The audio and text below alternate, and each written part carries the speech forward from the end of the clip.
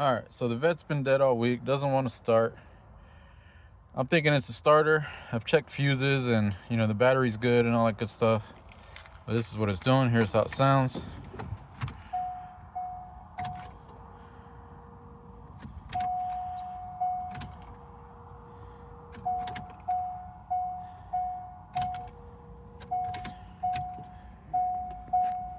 And everything looks to be pretty good as far as battery wise.